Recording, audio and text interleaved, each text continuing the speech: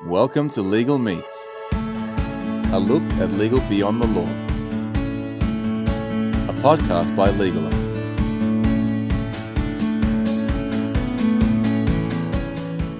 On this episode of Legal Meets, we continue our conversation with Kenneth Grady, a recognized thought leader in the legal industry and a pioneer in the application of lean thinking to the practice of law. This is part 2 of our 2-part interview. Lots of lawyers are going to be hearing lean and again, efficiency. But is there one kind of element or one kind of initiative that's possibly quite glaring, but a sole practitioner could implement tomorrow, or a major law firm? Is there one thing that when you walk into somewhere, you just know that's going to be one of the main? Maybe it's a quick fix and it's just something that's so, like you said, so obvious. You've been doing something for 30 years the same way. But is there one thing that comes to mind that someone can walk away with tomorrow and go, oh, you know what, we can actually change that in our firm pretty, maybe easily, or there might be some, resistance. But is there one thing that comes to mind that you can kind of tell listeners to kind of try or to explore? There's usually not one given thing. Every part of lean is every environment you need to work within to make work best given its culture and all the other elements. For all of the environments, the common theme is you look for something that's what we call a pain point. So you want to find something, you come into your office every day and there's something that just bugs the heck out of you. And you get tired of it, you wish it would go away, or it would be simpler, or whatever it might be, but it's your pain point. So when we do this, we're frequently trying to figure out what is that pain point, because if we can make that go away, you're going to be much happier. And if you're much happier, that means you've had success with lean, and so that tends to work. I know many large firms have pain points with what's called conflict of interest checks. So they're trying to figure out, do we represent the client on the other side of your deal or on the other side of your litigation? We can't do that in the U.S. system, so we have to run checks that say, are we already representing somebody that would result in a conflict, and we can't do this for you? And you can imagine it as these firms grow larger and have 1,000, 2,000 lawyers who are all generating matters all the time that involve multiple parties. This is a huge database. Quite complex. Yeah, constantly changing, and the definition of conflict isn't something that's so crystal clear we can instantly solve it. There's a lot of sort of paper or gray areas communications of, you have to give me this information, it has to go into a system, we have to do things. So many firms sort of start with conflicts check because it's got a pain point, and the pain is, if you call me today and say, Ken, I'd really like to retain you, I get the information, and now it's going to take a week before I can get back to you and say, Stevie, that's great, we'd love to represent you.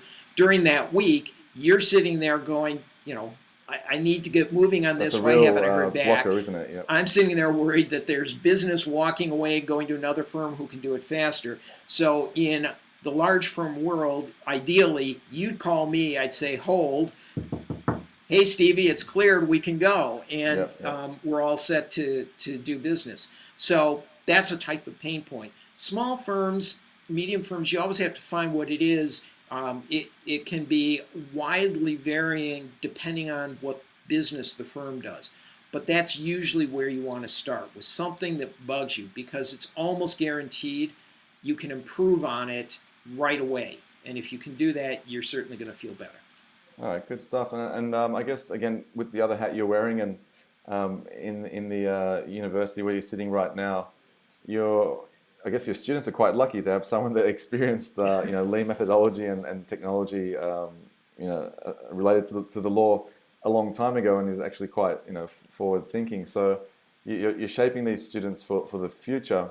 I've read you say that at some point students that are basically in university right now, their schooling career can become an expensive, I guess, job search, and not so much a training ground for future leaders. It can become a really expensive job placement agency.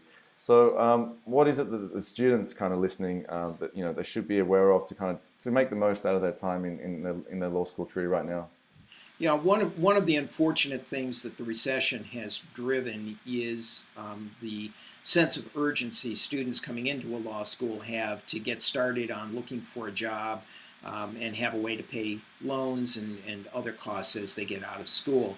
And it's unfortunate because you've got 3 years during which it's like going to university in anything. You've got a certain period of time where you're somewhat sheltered from demands and other activities that are going to absorb your time, and you should really be able to focus on learning what you're there to study and appreciate, because once you get out of that environment, it just becomes more difficult. You have more demands on your time, you're distracted, life intrudes, and all those things. So the hope is that we can do a couple of things through this process. We can kickstart their learning of better ways, more efficient ways to practice law.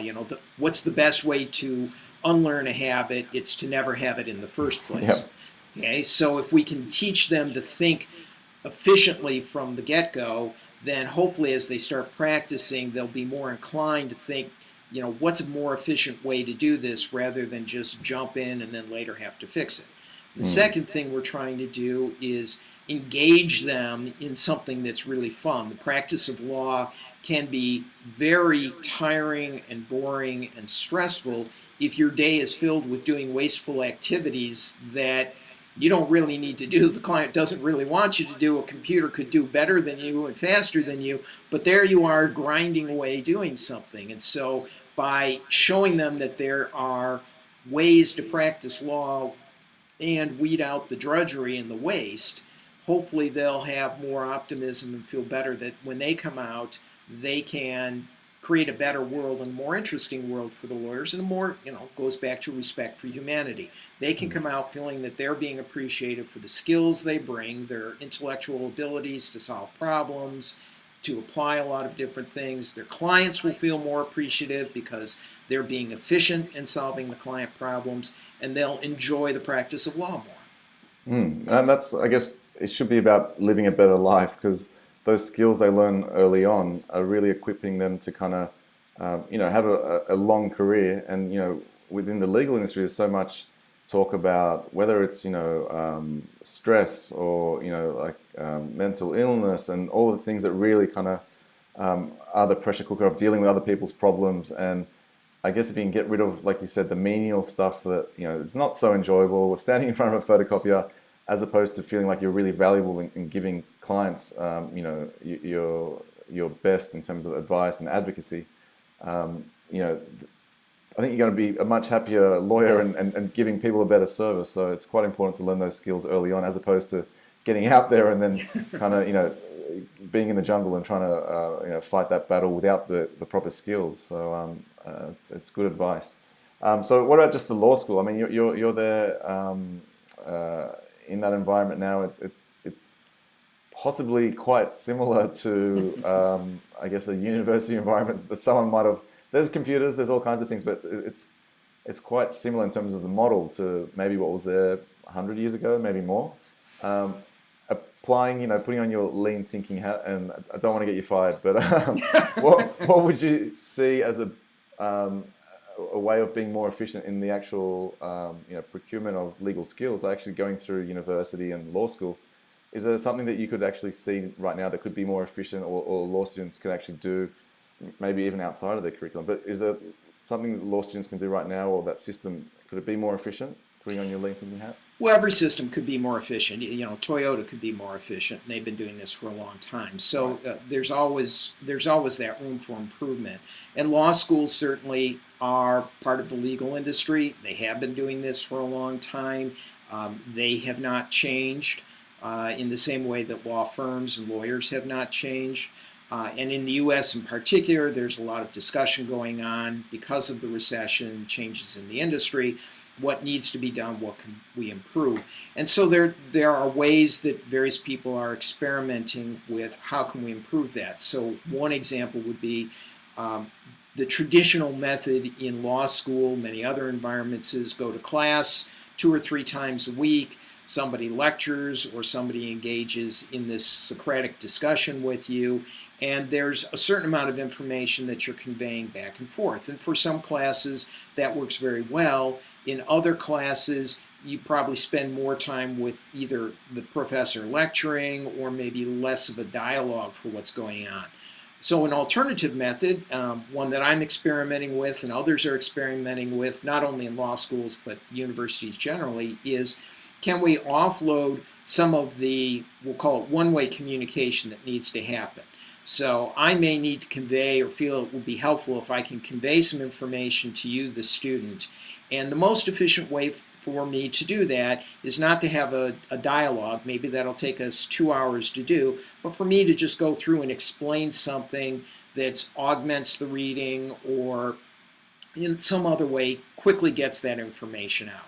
So using this type of approach, I could record a video, I can do it with slides and with other things, but I can record basically my own podcast and take that and put it online for the students to listen to, watch, get that information, and then use the class time not for that type of activity, but for something that involves more skill development and application activity. Some classes that has a better approach to. So I can still get the information to you, but when you're in class, let's get more engaged. Let's do something that has more of the practical or building aspects to it. So we're playing with that. You can do some time shifting with that. You can, once you make it available online, for students to go to, if somebody listens to it and says, I have no clue what the guy just said, that's totally confusing, they can watch it again. You know, if they've come to class, they get one shot and they walk out and they're still confused. But here, they can watch it a little bit, they can stop, then they can go back. So it's trying to take education and say, work at the pace of the learner and work on a competency basis rather than butt in the chair basis, which is what it's been in the past. You know, did you show up for my 14 class sessions of 100 minutes each versus were we together for 100 minutes each over 14 sessions, but we were engaged in doing things and the other stuff could happen outside. So we're playing with a lot of ways to make it more efficient. So it's not dissimilar to, you know, again, in a lean approach. If you're a lawyer and you're repeating the same documents all the time, you're probably going to spend less time being available to give advocacy. And for you, it's like if you're going to spend the same time repeating yourself, you're probably going to have less time to do that. Again, those on your feet, engaging conversations that might not happen anywhere else for the law student. Right. So it's looking, you know, those are some of the more substantive ways you can make schools more efficient and all the, you know, the traditional ways. How are they operating your administrative staff? But part of it is really looking at how can we take this educational experience. You know, I look at it as precious time that someone's paying a lot of money for, and say how can we take that time and make it most useful to my client, which is the students, so that they're getting the most value from me. They're getting something that's useful to them that they can use rather than checking a box and saying we did something. So that's an evolving learning process, adult education, everything else. But it's a way of making the educational experience better for the students. There's a lot more things that we can do. There's a lot more we have to learn about this. You know, the Socratic method of education started back in the 1870s, and we're still using it today, and it's 2017. So I'm pretty certain that there are areas for improvement, things that we may have learned over that past 147 years that we could do. There are times when that's a great method, and this is, you know, gets into a lot of things with law. We're not trying to wholesale throw out the past. We're just trying to say, when does that method really work well, and when would other methods, maybe new methods, maybe using new technology, maybe doing new things, work better than that method? So, you know, let's not throw out the past, but let's not be so wedded to the past that we throw out the future. Yeah, exactly. And see, this is why you can't retire, right? It's, your work's not done yet. It's ongoing. Well, that kind of leads me to, I guess, you know, again, this is an ongoing conversation probably with your students, and they're seeing this, you know, age of automation and AI, and kind of thinking, oh, you know, how valuable is my job going to still be there when I, you know, leave the university walls? You know, what's that kind of environment like? What's the kind of I guess the zeitgeist, but also what's your take? Like, do you think that there are going to be the same amount of jobs there? Are there going to be more jobs created from other areas of law that aren't there right now? Like maybe a developer slash lawyer that can review Bitcoin, blockchain or whatever else. So what's your take? You think the AI and automation should be something that law students right now should be fearful of? I don't think they should be fearful of it. I think they should be very conscious of it, because this is going to be one of those areas that's kind of up to lawyers what they do. If lawyers ignore technology, if lawyers remain wedded to how they do things, if lawyers don't embrace the fact that there's change, clients are learning new things, etc., then lawyers are at risk of becoming irrelevant. They won't disappear, but the need for lawyers will shrink, because you and others will say, when I need legal work done, I'm going to find the most efficient way to get it done, and I'm going to find the least wasteful way to get it done. I've got $100. I don't want to waste $97 of it, because that doesn't help me. I need my problem solved, and I want my $100 well spent. So lawyers can either choose to do that, or they can choose not to, in which case people will say, well, I'll look at others who can help me solve my problem. And maybe of that $100 I was going to spend on the lawyer, maybe I'll only spend $10 on a lawyer, and $90 will go to somebody else who can solve a lot of pieces of my problem. Yep. Maybe not all of them, but some of them. Or we can choose to say, the world is changing. There's new things to learn. There's new things to bring into our world, just like other worlds. And as that happens, there will be a lot of tasks that lawyers don't need to do, that computers, automation can take over, but we're still quite a far distance from the computer taking over the lawyer's job, because there are a lot of things that computers aren't able to do today, and we don't really know when we'll be able to get computers to do them. Some would say if we'll be able to, but it's going to take a long time. And so the trick is, don't fear it. Don't be the Luddite. The Luddites didn't fear technology. What Luddites were concerned about is that technology wasn't being used to help them, it was being used to hurt them. And that's what bothered the Luddites. That's what they opposed. And that's what lawyers could fall into the trap of. It can help you. It can do amazing things to help us. If I don't have to sit here and do drudgery, I've got more time to do the fun, creative stuff. And I think lawyers can benefit from that. And I have one class that I'd say is a great example of that. So I teach artificial intelligence and law. That is an area where you could say, like the blockchain example you gave, there are new avenues opening up for lawyers that don't exist today. How artificial intelligence will interact with people and will interact with law is a wide open area. There are people who are screaming for guidance, for regulation, for some sort of ideas about what to do with it from a rule customs perspective, so area that lawyers can do. And it's not happened so far. So, we can get into all sorts of crazy areas of law and normal areas of law and say, how will artificial intelligence impact that area? And what will the change be? I like to give a really simple example sometimes, just because they're fun. So we have Alexa, we have Echo Dots. So you can imagine Alexa collects information from you, from the people who are in the room with Alexa, as the day goes by. And all that information is being fed into a database, and that uses that database to be more efficient in answering your questions, learning your likes, your preferences, etc. Okay, so you're living in an apartment with your partner, and Alexa's there. Well, let's say you're married and now you're going to get a divorce. Who gets Alexa? Who gets the memories from Alexa that you contributed? Does your spouse get your memories that were built into Alexa as well? Or do we really need to go through and separate them out and say, this is what Stevie contributed and this is what his spouse contributed?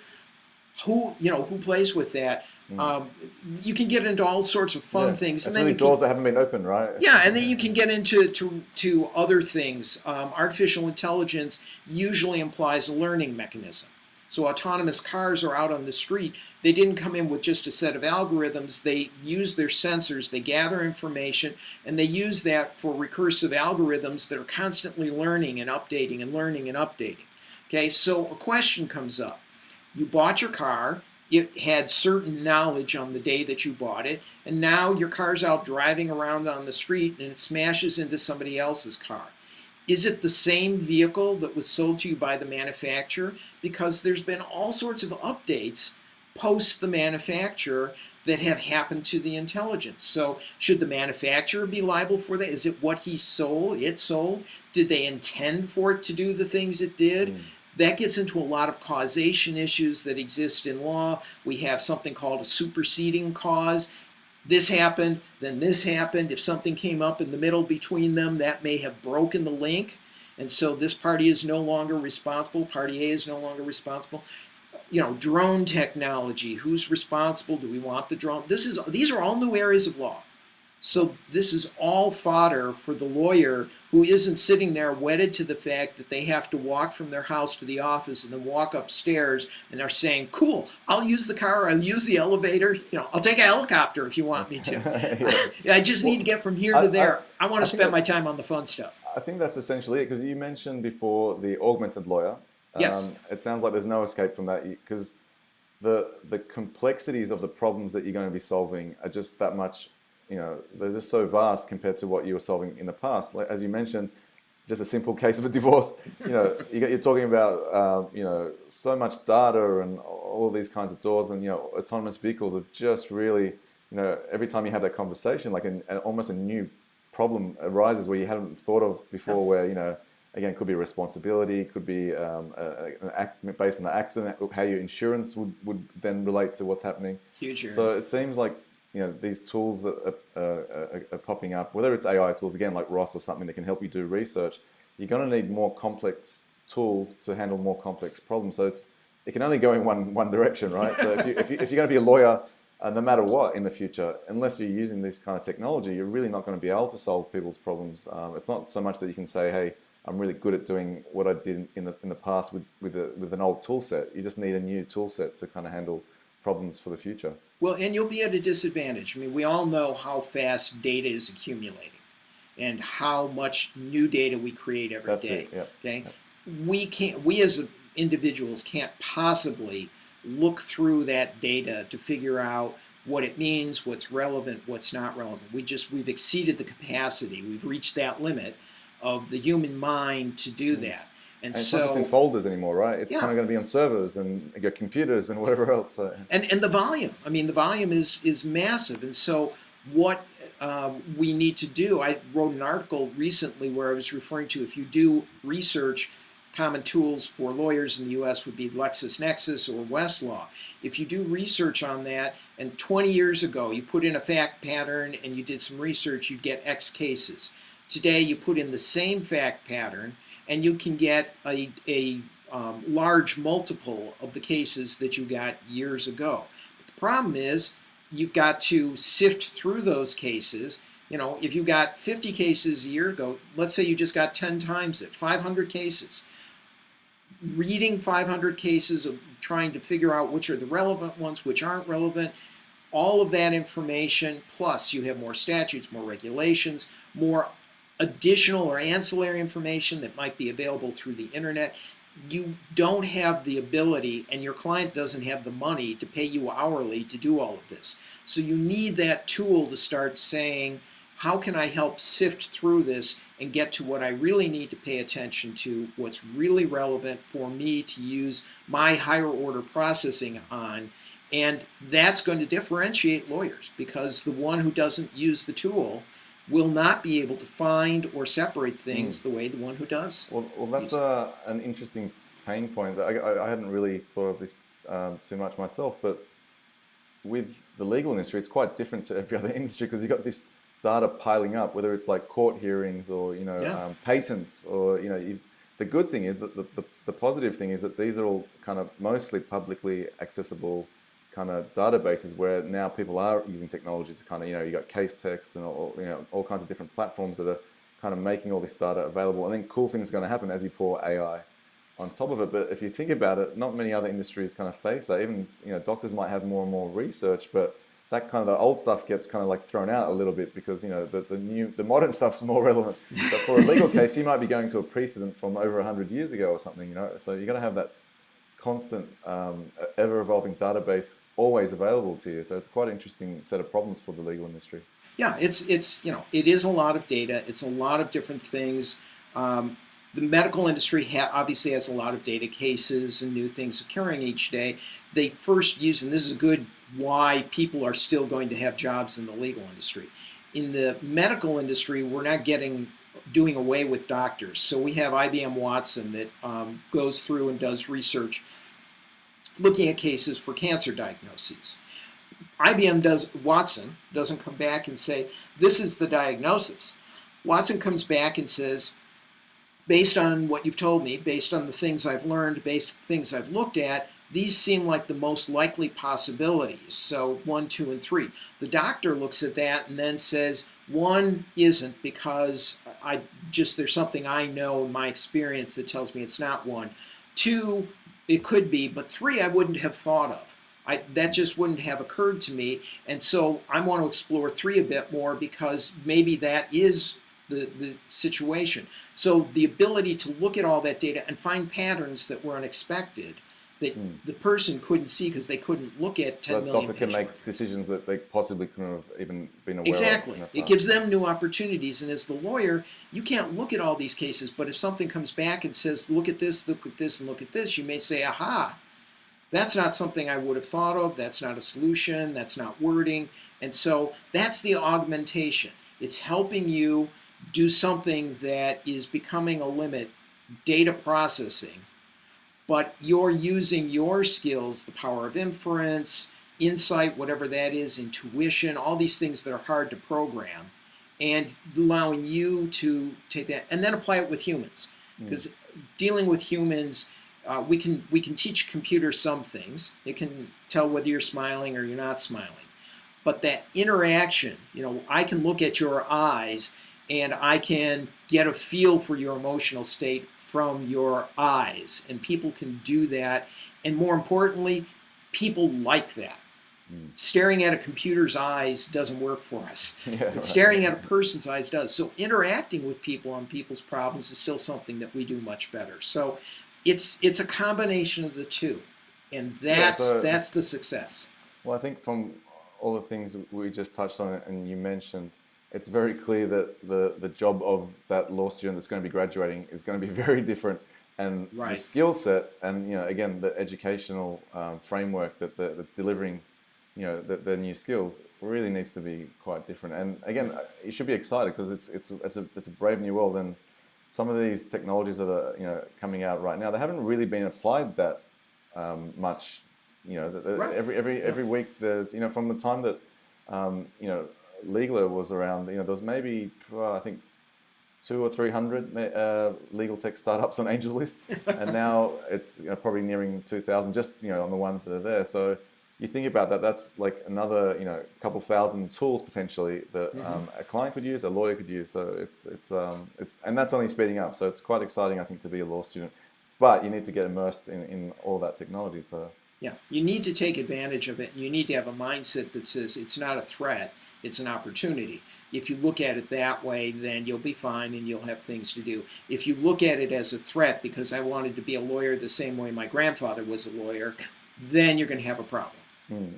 So for those students, and even for, again, established lawyers, large law firms, there's this kind of, I guess, this state of flux around the traditional billable hour. Again, they're walking slow to the 30th story of the building.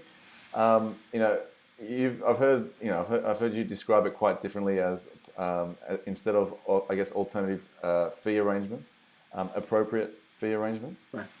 So it's a different take. Just explain your, the difference and what your take is on that and how you see it kind of progressing. Okay, so words have a way of starting us off in a certain position. In behavioral economics, they'll call it anchoring. If we're going to negotiate over the price of something and I start at $1,000, we're going to negotiate around $1,000 because that's an anchor, that's our starting point. If you use alternative fee arrangements. Alternatives suggest that billable is the standard, that that's somehow the right way or a standard way to do it. And now we're just looking at alternative ways of doing it. So we've become anchored in billable hour having certain meaning. If you start from appropriate fee arrangements, you're coming at it with a very different mindset, because now you're saying what is appropriate given the nature of the matter and what we're doing. And that could be one of many things. An appropriate arrangement for plaintiffs' attorneys in the U.S. would be contingent fee, because that's what they do most often. They seldom, if ever, would bill by the hour. An appropriate fee arrangement could be a fixed fee. It could be whatever. You're looking at the situation and saying what works best. So just by changing the one word, it changes how you approach the problem and how you approach solving the problem. The other aspect of looking at it, billable versus other methods, billable is a benefit and a penalty based on time, and time has little relevance to the substance of what you're doing. Every one of us can point to something that we spent 3 hours doing but had very little value. It just took a lot of time to get it done. And we can also point to something we accomplished in 5 minutes that had huge value. You fixed a bug in the program, it took you 5 minutes to do it, but it was a major bug, and wow, everything works beautifully now, but it took you almost no time to accomplish it. Okay? We've disconnected what it costs from what it brings to our client. So the approach of appropriate fee arrangements is to say what's appropriate based on the value that the client is getting out of this. If I'm trying to charge you a lot of money for something that's not very valuable to you, then I need to figure out a different way to do it so that it doesn't cost me as much, and I'm not going to try and charge you as much, because it's just not that valuable. Maybe we drop doing it altogether. So that lean law is, I guess, quite intrinsic with value-based. Yes. I guess it's a similar umbrella or application of the term. Yeah, yeah. So, I would argue that it's certainly today value fees or appropriate fees are being done without lien, but I think it's very difficult, and I think it's trying to swim with one arm tying behind your back. You can do it, but you're not very efficient. Doesn't you got to work work out where you're making up that ground. Yeah. So, all right, great. And so I have it on good authority that you're secretly in the bunker there. Probably some manuscripts behind you, but you're working on a book. Tell us a little about that. Is that true? It is true. It's the worst kept secret in the universe by choice. What I'm trying to do with the book is some of the things that we discussed today. I think it's hard for people who aren't immersed in some of these concepts to see how do they fit together. How can I use them to improve what I'm doing? They hear a lot of bits and pieces and things and here and things there, but the book's idea is to pull it together in a way that somebody can read it through and say, okay, I get how all the puzzle pieces fit together and how I can get a good picture out of this. And I haven't seen that done, so I'm assuming that I'm the person to do it. No, that's it's true. I'm just thinking you've got all these startup manuals, the lean startup, running lean, but what people are looking for right now is probably something for legal. So I think you're onto something. So is there a title, or is there a date?